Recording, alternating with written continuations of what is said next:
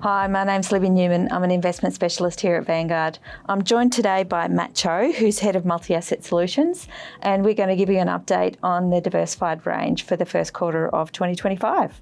Matt, so we'll start off with, how did the diversified funds or the diversified range actually perform in the first quarter?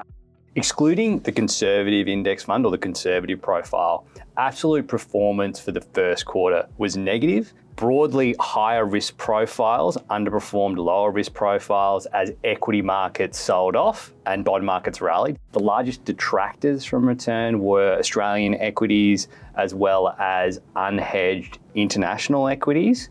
But pleasingly, we got positive contribution from Australian and international fixed interest, which helped smooth or buffer out returns throughout the quarter.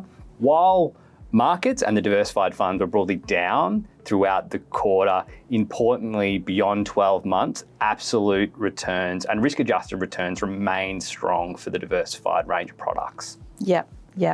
And the other point that I thought was quite interesting is if we look under the hood just on the growth side, particularly the global equities, we probably saw some quite strong performance out of the European market relative to the US, which was really the engine in 2024.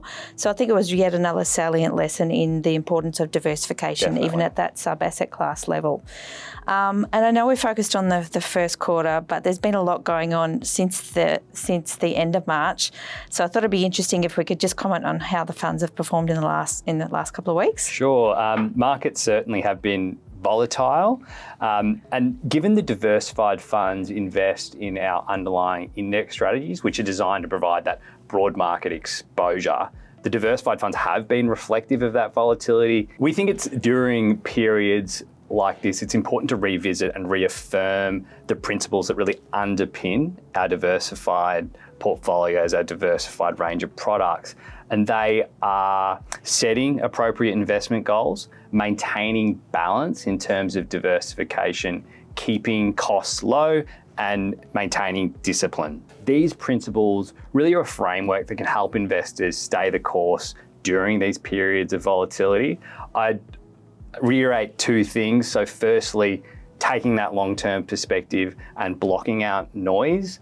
Yep. Markets tend to react quite quickly as news unfolds. And as a long-term investor, we'd caution investors reacting to those moves and adjusting your long-term investment plan.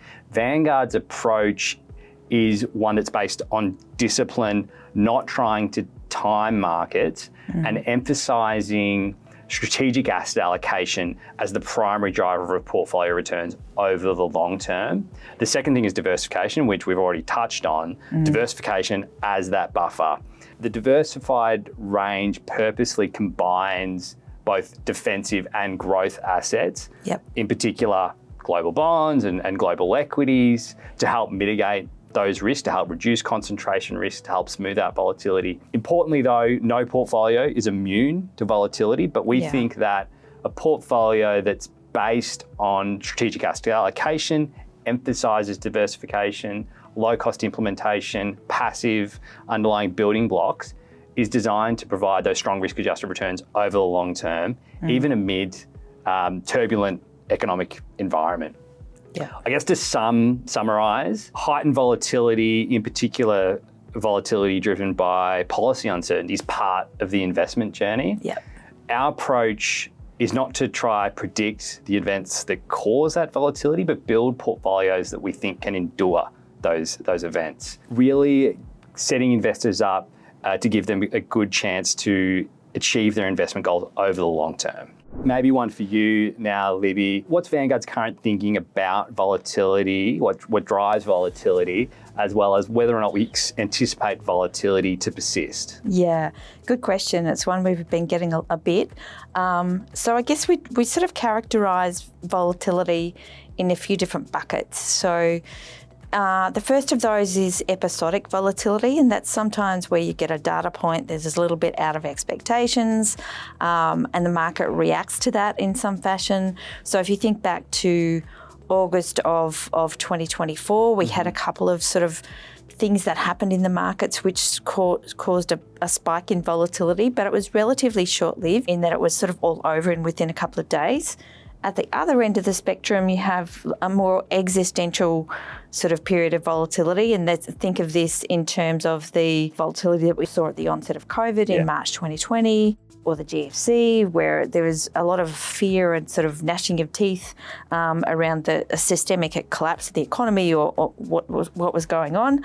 And then the other period of volatility is all more economic or cyclically driven. So if we think of periods where we had, bear markets in 1980 to 82 with the Volcker-led Federal Reserve in the US, a 2001 recession, sort of the dot-com bubble burst around that period of time, those periods of volatility were driven by things that were going on in the economy, or fear of recession, or maybe a realisation of a recession in those periods.